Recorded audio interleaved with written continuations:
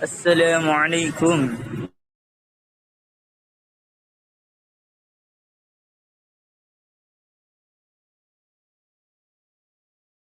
Waalaikumsalam. Makan. Bang, makan dulu, makan dulu. Masih rame di sini. Oke.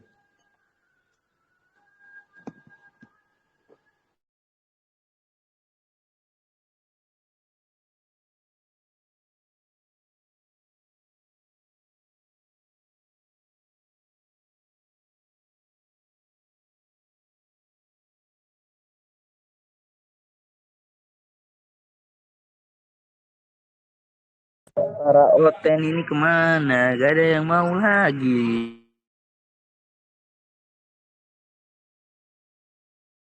Takut sama Rainbow.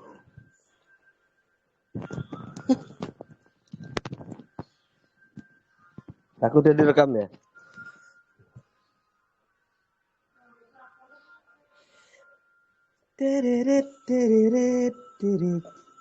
Nyanyilah. Nyanyi.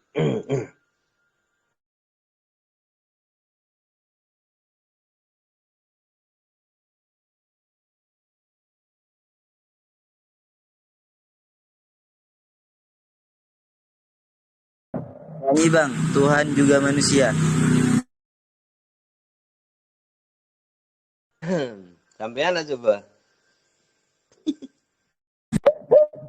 Gimana itu liriknya? Gak tahu saya. Jadi googling aja. Dokter apa? Rocker juga manusia. Ya, Tuhan juga manusia. Yang itu tuh. Rocker dulu ya. Rocker ya. Yang itu. Gimana yang bapak-bapak itu? Yang tanya kepada bapak. Itu kan lagunya Bimbo.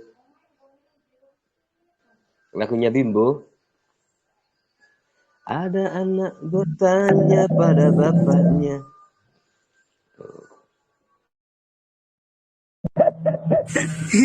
Ada anak bertanya pada bapaknya, kenapa aku harus disalib begitu?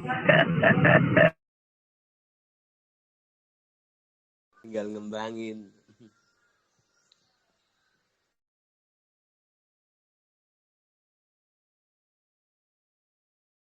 Si Tejo itu, terus apalagi si Giga. Gue mau bahas Yohanes yang dia sering bangga-banggakan, yaitu Yohanes pasal 20 ayat 28. Nah, di situ kan si Yesus itu ngomong, bukan Yesus, Thomas menjawab, Tuhanku, Allahku. Nah, bahas, gue udah, alhamdulillah udah sedikit-sedikit bahasa Ibrani, bahasa Yunani ya kan. Gue mau bahas kepada si Tejo itu maksudnya itu siapa, Jo? Lu harus tahu meskipun lu baca, lu ngerti bahasa Yunani itu katanya itu vokatif apa nominatif gitu. Gue gituin, dia bilang malah nominatif. Oke, gue oke lah. Nominatif itu kayak gini ya. Kalau bahasa Yunani itu kalau vokatif dia akan langsung ngomong ke ada orangnya di hadapannya. Jadi dia itu langsung berseru gitu kan. Itu yang namanya vokatif. Seperti katanya kalau vokatif di bahasa Yunani. Sorry Rami. Jadi vokatif di dalam bahasa Yunani itu adalah Kyrie. Vokatifnya itu Kyrie. Sedangkan nominatifnya di dalam bahasa Yunani itu adalah Kyrios. Nah, kan di situ gua geledah pakai bahasa Yunani. Ternyata Kyrios di sana, bukan Kyrie. Kalau seandainya Thomas ini bilang di dalam bahasa Bentar ada motor masih. Jadi kalau seandainya Thomas ini mengatakan kepada Yesus bahwa Allah Tuhanku itu berbentuk atau berbentuk kiri kosakatanya, maka dia itu mengatakan dengan apa yang dia katakan. Sedangkan Kyrios itu adalah nominatif. Jadi dia itu ngomong di hadapan Yesus tapi mengatakan suatu oknum yang lain. Jadi pada saat Yesus bangkit, Thomas itu bilang gini, ya Tuhanku, ya Allahku. Dia itu seperti ngomong di hadapan Yesus, bilang, ya Allah, gitu kan. Sampai kayak gitulah, takjub betul. Nah, pada saat itulah si siapa sih Tejo sama si Giga itu coba baca yang ke ayat selanjutnya 29.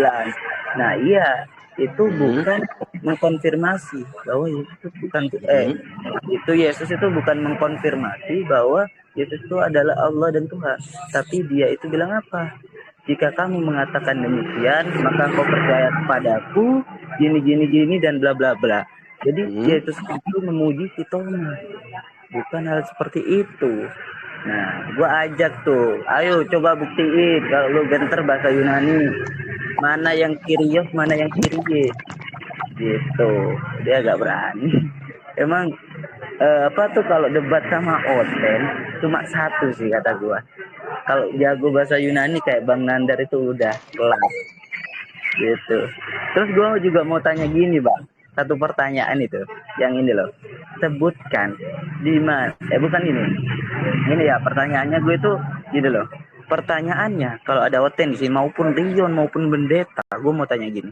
Yesus berkata ada tertulis tentang dia di dalam kitab Taurat, kitab para nabi dan kitab Mazmur bahwa Mesias harus menderita mati dan bangkit dari antara orang mati pada hari yang ketiga. Itu tertulis di dalam Lukas pasal 24 ayat 46. Tunjukkan ada tertulis di mana. Berani? Gue gituin, gak akan berani. Gitu. Gak akan tahu dia. Waduh. Ada apa nih? Ayo bang. Gua mau tanya dong. Jawab ya. Tes mic dulu. Tes. Ya. Tes. Mau tanya apa? Pertanyaannya bobot ya. Kalau nggak bobot nggak mau jawab. Gue nggak ada apal pertanyaan lu. Halo, cek. Bro. suara lu jelek. Halo cek satu. Ya, suara lu jelek. Suara gua. Bang King, suara gua bagus ya? Kadang putus. Ribut rame luar. Lagi di luar ya? Halo. Ya, oke, dah. Pertanyaannya gini, Bang. Ya. Yesus itu berkata, ada tertulis tentang dia di dalam kitab Taurat, kitab para nabi dan kitab Mazmur bahwa Mesias harus menderita mati dan bangkit dari antara orang mati pada hari yang ketiga. Itu tertulis di dalam Lukas pasal 24 ayat 46. Tunjukkan ada tertulis di mana. Tunjukkan, Bang. Ada di dalam beberapa ayat itu ya. Itu penggabungan sebenarnya. Ada yang di dalam kitab, gue lupa dulu ayatnya berapa. Salah satunya itu ada merupakan tipologi dari Mesias. Jadi yang namanya Mesias itu, bentar gue jelasin. Yang namanya Mesias itu bukan cuma perkataan, tetapi nabi-nabi pun ini menjadi suatu tipologi. Seperti Musa itu adalah tipologinya Mesias, ya. Karena itu dikatakan nabi seperti aku, karena dia adalah tipologi dari Mesias itu sendiri. Tipologi mengenai kebangkitannya itu adalah Nabi Yunus, bahwa ia ada di dalam perut ikan selama 3 hari dan 3 hari. Begitupun juga anak manusia ada di dalam perut bumi. Itu tipologi. Itu tertulis di mana, Pak? Mazmur, kitab para nabi, Taurat? Ya. Makanya dulu pernah, tuh gue cari dulu. Lu scroll aja sampai ke atas. Itu dulu pernah dibahas ya. Dan lagi pula itu menjadi Nabi Yunus itu adalah tipologi dari Mesias. Nah sekarang gue tanya ke lu. Saya tanya Enggak. dalilnya. Iya, Jangan iya. penjelasan kayak gini. Iya, Nabi Yunus. Sekarang saya tanya ke kamu. Di kamu kan juga ada Nabi Yunus, ya kan? Nabi Yunus berapa lama di dalam perut ikan sesuai dengan Quran?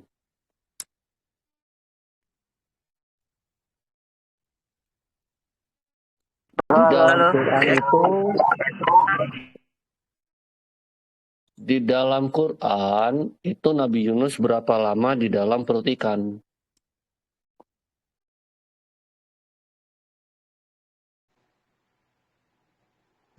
Tes Rainbow, tes. Halo. Cek sinyal Ya. gua bagus gak sih? Suaranya patah-patah. Ya, Iya, nggak apa-apa. udah, Gua oke. bisa dengar pertanyaan lu. Ya, di dalam Quran itu Nabi Yunus berapa lama di dalam perut ikan? Berapa lama? Tahu nggak?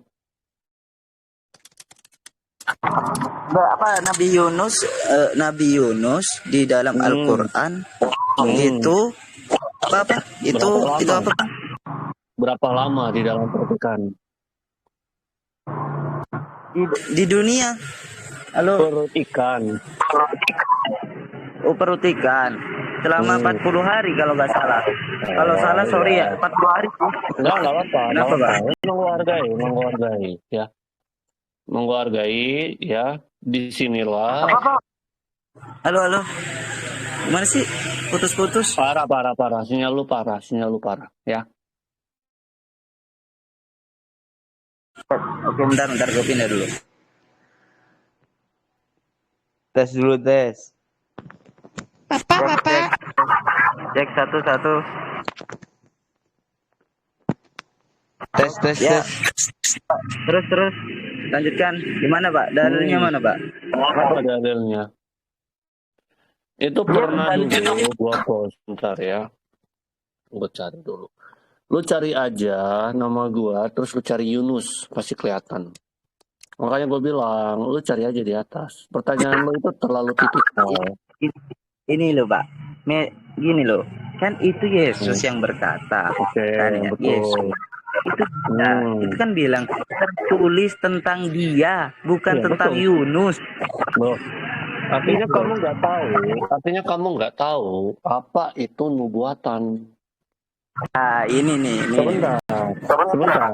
Karena begini, kitabmu itu tidak ada nubuatannya. Jadi ini nubuatan ini menjadi sesuatu yang asing untuk kamu. Jadi Ya, di dalam jangan, sebentar saya jangan jelaskan. framing, Saya langsung nggak aja. framing. Itu memang Nanti fakta. saya kasih nubuatan Nabi itu semua terpenuhi semua. Terpenuhi, nggak ada yang nggak terpenuhi. Nanti aku kasih. Oke. Jadi begini, ada 600 nubuatan para nabi. Ya, dari zamannya Musa, Abraham, sampai Maleaki, itu ada 600 totalnya. Salah satu nubuatannya itu mengenai kebangkitannya. Saya cari dulu ya, sebentar. Bro, gua bukan tanya Yunus. Di sini Yesus yang berkata. Sebentar, stop dulu. Yunus merupakan suatu tipologi. Jadi nubuatan itu, ya. Jadi lu gak percaya Yesus berkata? Loh, enggak. Benar emang. Semua tertulis tentang dia. Jadi begini. Nabi-nabi itu, ya, ketika mereka bernubuat, mereka itu tidak hanya mengucapkan satu kata-kata, tetapi ada kalanya mereka menjadi tipologi. Nah, tipologi ini mereka mendemonstrasikan nubuatan mereka. Itu. Jadi mereka menghidupi. Ngerti nggak? Mereka benar-benar menghidupi apa yang mereka nubuatkan. Oke. Kalau gini Pak, sorry ya gue potong ya. Kalau lu potong gue nggak jelasin lagi. Karena di sini gue mau menjelaskan mengenai tipologi. Nah itu makanya gue lagi cari. Gue kasih 2 menit ya. Ya, gue juga lagi sambil cari di mana dulu pernah gua kasih tahu seperti itu, ya. Itu ada di dalam kitab Torah, juga ada di dalam Mazmur, dan juga Nabi Yunus itu menubuatkan. Dengan cara apa? Dia menghidupi nubuatan itu. Nah, itu yang namanya tipologi. Jadi sebagaimana karena itu Musa berani berkata, akan dibangkitkan nabi seperti aku. Kenapa? Karena dia sendiri itu menghidupi apa yang akan dilewati oleh Mesias gitu. Karena itu dia berani bilang bukan dia yang berani bilang sih, Tuhan berbicara lewat dia seperti itu. Nah, oke lanjut, lu mau tanya apa lagi? Oke, terima kasih. Jadi gini, kalau Anda berbicara kayak tadi itu tipologi, oke. Anda dapat dari mana bahwa itu tipologi? Jelaskan dari mana itu Anda mendapatkan penjelasan seperti itu. Terima kasih. Ya, jadi kalau Anda mau tanya, itu memang ada dalilnya. Bahwa Allah berbicara melalui nabinya, itu salah satunya itu adalah melalui tipologi. Cuma saya harus cari dulu ayatnya itu. Kalau Anda sekarang saya nggak bisa kasih. Loh, kok ketawa? Lo serius? Karena kitab begini. Dalilnya Pak, kalau emang apa itu Allah itu ngasih apa? Ya, kayak tipologi itu dalilnya kasih dong. Loh, iya, tapi saya nggak bisa kasih sekarang karena ini aja saya masih cari. Sebentar, stop dulu. Sini saja saya masih cari ya yang kamu minta. Karena dulu pernah saya post itu, mau terima atau enggak, dulu saya pernah post ya. Terus yang kedua, saya kasih tahu kamu bahwa gini, banyak sekali tipologi-tipologi itu di dalam perjanjian lama. Jadi contohnya gini, sebelum Israel itu dibuang, itu ada satu nabi, saya lupa nabi apa itu ya. Nabinya nama siapa itu ya. Dia itu membakar roti di atas tai, di atas katoran. Dan katanya begini, beginilah kalian akan memakan roti najis kalian nanti di tempat pembuangan. Seperti ini. Jadi dia betul-betul mempraktekkan nubuatannya itu. Nah, itu yang namanya tipologi. Gitu Pak. Oke. Jadi gini Pak, yang tadi itu makan roti gitu, apakah itu kan tadi menghidupkan nubuatan ya kan kata Anda? Apakah di sana Iya, jadi ibaratnya mereka jadi gini. Coba kamu pikir ya. Sebentar. Jadi ibaratnya mereka benar-benar menghidupi atau melewati apa yang mereka nubuatkan itu. Gitu. Jadi gini, saya kasih contoh lagi nih. Ketika Musa bernubuat bahwa akan dibangkitkan seorang nabi seperti aku, ya. Apa maksudnya dan apa? Karena dia menjadi tipologi. Tipologinya gimana? Sebelum dia memulai pekerjaannya, dia itu berpuasa 40 hari. Dan begitu pun juga Yesus itu berpuasa 40 hari. Jadi nabi seperti aku itu banyak sekali kesamaannya. Kalau kamu lihat kesamaan dengan Musa, Yesus dan Musa itu banyak sekali kesamaannya. Saya cuma kasih kamu salah satu. Iya, yang cuman unik itu dimiliki oleh Musa. Nabi-nabi lain nggak ada yang berpuasa selama 40 hari, nggak ada. Gitu. Oke. Jadi gini Pak, yang Anda sebutkan tadi tentang nubuatan terus menghidupkan nubuatan itu tidak ada satu kata pun bahwa Mesias harus menderita mati dan bangkit dari antara orang mati pada hari yang ketiga. Biar terimalah kebenaran Mas Bre. Gitu. Ya udah itu terserah kamu sih. Dalam artian begini, saya sudah bilang ada 600 nubuatan ya di dalam Alkitab kita. Dan ini kita memberikan kamu peluang yang sangat-sangat besar untuk menyerang nubuatan-nubuatan ini. Dan karena nubuatan-nubuatan ini terpenuhi, maka ia disebut sebagai Mesias. Itu. Jadi kalau kamu bilang, wah ada, nggak ada. Oh, berarti saya juga bisa bilang, ini korelasinya itu sebutkan di mana? Kan saya sudah sebutkan tadi. Kamu cari Semua yang Anda sebutkan tidak bersangkut pautkan tentang nubuatan bahwa harus menderita mati dan bangkit Ya, dari saya antara 53. orang yang mati. Yesaya 53. Yesaya 53. Itu udah jelas sekali. Kalau kamu minta ya, satu pasal coba kamu baca. Gua kan mintanya di mana? Kitab Mazmur, kitab para nabi, kitab Taurat. Nah, sekarang Anda harus nah melenceng ini dari dia situ. ketidaktahuanmu bahwa Yesaya itu masuk ke dalam kitab para nabi. Yesaya itu masuk kitab para nabi. Ya, kalau ilmunya Coba masih cetek, share screen, Pak, share screen. Coba. Ya, kalau Anda maunya gitu share screen. Kamu tinggal baca saja. Saya udah bilang, saya udah pernah post itu di mana ya. Kamu tinggal cari. Saya berapa, Pak? Yesaya 53, baca satu pasal. Terus ada lagi, ya Yesaya 53. Itu udah jelas. Menderita kan? Itu. Mesias akan menderita. Ya, Yesaya 53. Saya cari. Yesaya.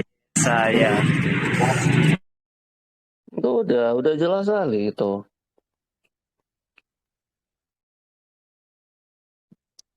Pasal berapa, Pak? Pasal berapa? Banyak gini, kalau memang itu Pasal berapa? Berisik. Pasal 53. Jadi gini teman, kalau kamu itu memang saya akui, kalau Quran mungkin kamu hafal ya. Cuman kalau mau belajar sama ahli kitab ya, belajarlah yang tulus. Karena sudah seperti Sujiwo bilang, kami bukan random quote ya. Kamu bukan kayak comot-comot, satu ayat turun sehari, minggu depannya turun satu ayat yang nggak berhubungan. Enggak. Apa ini? Aku mau nyebutin pasal berapa?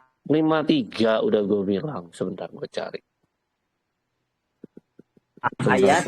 Lukas berapa tuh? Lukas berapa, Pak? Bentar. Ya, pasal 53 ayat. Udah satu pasal itu.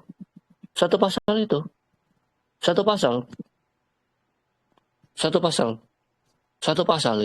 Saya akan baca nanti kalau nggak ada keterkaitannya bahwa Anda nipu saya. Sabar. Jadi gini, kamu tanyanya yang mana? Mesias akan menderita atau Mesias akan bangkit? Yang mana? Harus jelas. Saya ulang lagi ya, Pak ya. Sebutkan ya di dalam kitab Taurat, kitab para nabi dan kitab Mazmur bahwa Mesias harus menderita mati dan bangkit dari antara orang mati. Sebentar, itu tidak bisa itu loh. Mesias akan menderita, ya kan? Kamu baca di Yesaya 53. Mesias akan bangkit. Itu adalah tipologi dari kok begitu? Enggak lucu. Enggak ada yang lucu. Anda itu berasumsi, Pak. Gak bisa lu samakan, lu kaitkan bangkit sama kematian atau menderita. Loh, makanya justru itu Mesias akan menderita, itu Yesaya 53. Kamu baca satu pasal. Ya. Itu di situ. Dan bangkit dari antara orang mati itu adalah nubuatan Nabi Yunus. Bagaimana dia menubuatkannya dengan menjadi tipologi. Ini sih agak keluar konteks, tapi gak apa-apa, saya akan baca Yesaya. Karena saya yang tadi minta adalah kitab para nabi, kitab Taurat dan kitab Mazmur. Tapi Anda memberikan sebuah dalil di Yesaya, oke saya baca, Pak. Tenang aja, Pak. Sebentar, stop. Kamu bodoh sekali. Kalau kamu kok bodoh gimana Anda ini? Enggak.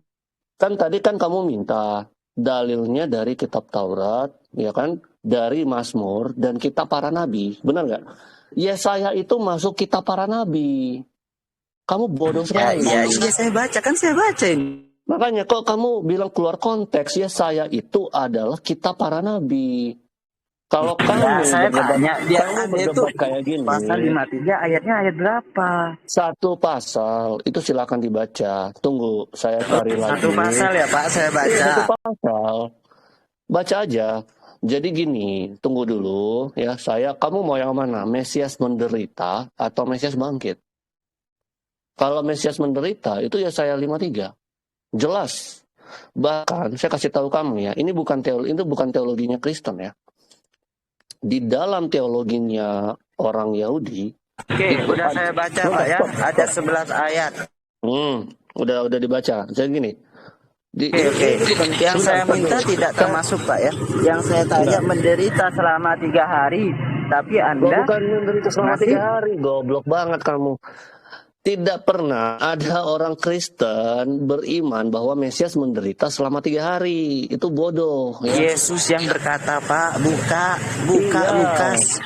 Mesias akan menderita, mati, dan bangkit di hari ketiga. Bukan menderita selama 3 hari. Kamu goblok sekali. Jadi gini, sebentar ya, saya mau kasih tahu kamu ini. Kamu coba buka di YouTube, namanya Mesias Ben Yosef. Mesias Ben Yosef itu ya, masih rame nih. Sebentar. Ya udah nanti aja ya. Saya juga cari dulu postingan lama saya. Kalau kamu mau, ya begini, kamu cari yang namanya tuh Mesias Ben Yosef. Ya, Mesias anak Yusuf. Mesias anak Yusuf itu adalah Mesias yang menderita menurut teologi orang Yahudi. Coba kamu baca. Kamu nonton, jangan lihat yang ini ya, yang Kristen yang ngomong ya. Kamu cari yang kalau bisa yang kriwil rambutnya pakai topi bulat, nah itu tuh. Kamu nonton, dia ngomong apa? Dia akan ngambil dari salah satunya itu adalah kitab Zakaria. Zakaria itu menulis mengenai Mesias yang menderita itu, bahwa akan ada suatu perkabungan besar. Jadi Mesias ini bukan karena 1-2 ayat, enggak. 600 ayat, 600 nubuatan. Baik secara tipologi,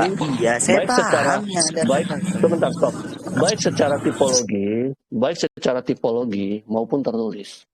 Kalau kami sudah berani mengklaim bahwa nubuatan itu ada, itu berarti memang ada. Enggak mungkin enggak ada.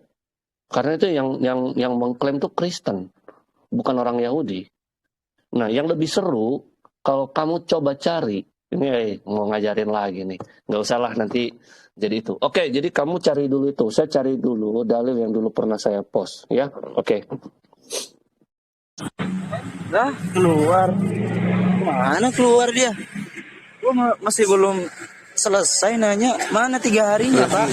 Lagi nyari dalil dia, Gak akan ada, bro. Itu cocok Soalnya dia mologinya. masih cuma penderitaannya. Cocok mologinya 3 nanti dengan harinya gak ada. cocok mologinya nanti dengan Yunus Iya, yang bener. Ini masukin sama. lalu Bang. Masukin YouTube. Iya, nanti aku masukkan. Cocok logi mulu gitu. Ya judulnya dia cocok logi mulu. Lagi nyari nih. Ini pemirsa nih lagi nyari dalil Bang Giganya.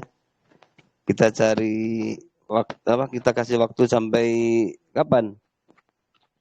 Besok lah kalau dia emang benar-benar nyari. Seminggu, setahun, 2 tahun, sebulan. Tapi gak akan ketemu Bang, gue yakin. Yang berbicara itu Bang Sugi. Bang Sugi itu kristologi. Gitu, gak akan bisa dia nyari. Cocok loginya meleset. Iya, cocok loginya meleset. Dia pakai Yesaya. Dia hampir benar karena di situ emang ditikam. Tapi Yesus kan disalib. Dan gue gak nanya disalibnya, ditanya di antara orang yang di antara kan orang dia mati. Di antara menderita ya mati di antara yang tiga hari itu selama 3 hari dia emang bener disiksa gini selama 3 harinya di mana gitu loh. Coba isi dari apa tadi? Injil tadi apa yang Lukas ya? Coba bacain. Lukas. Coba Pasal bacain. 20 ayat 28. Ya, coba bacain.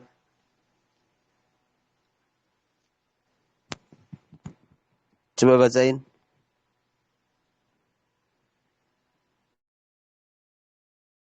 Saya bacain ya. Bentar, saya buka.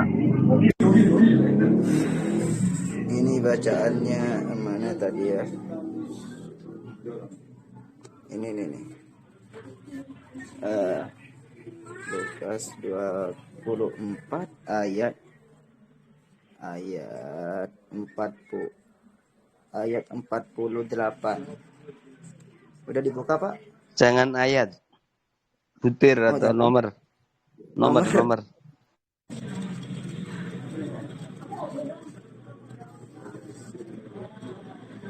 Nah, ini dia. Kok di anu semua ya? Gua dibuka Alkitab aja. Lukas nomor di websitenya anu, Bang. 24 ayat 48. Lukas 28. Duh. Mana sih? 24 28. Nih gua bacain, Bang. Halo, cek. Halo. Silakan ya. Ini ya kawan-kawan semuanya, saya bacakan di Lukas 24, tapi sebenarnya dari 44 ya. Ini ya, ia berkata kepada mereka, ini yang berkata itu Yesus ya.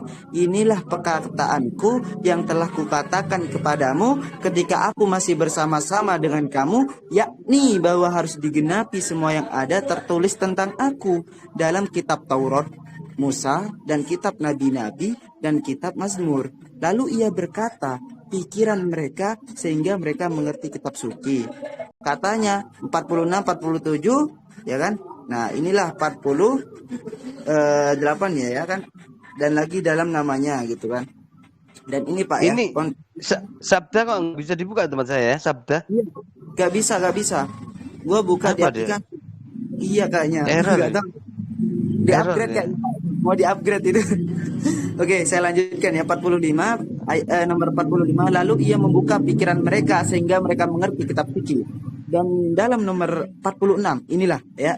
Nah, 46 ini kita fokus di sini.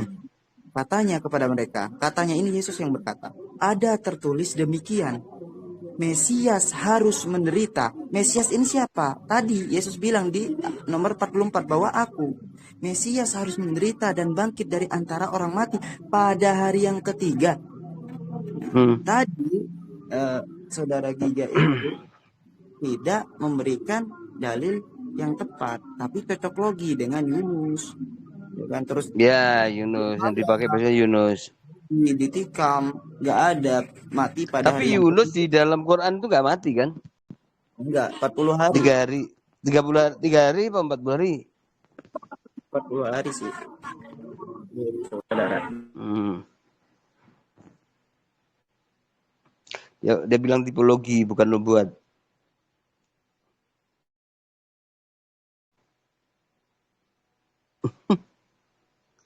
Jika masih nyari nih, kita tunggu dulu apa sampai kapan nunggunya? Dia nanti ya saya tunggu jam 12 kalau dia mau lagi nanti kita nggak mau ya pasti. Iya, dia kayaknya nggak mau. Ya udah, saya juga masih sibuk Pak. Mau habis ini. Kita akhiri dulu ya.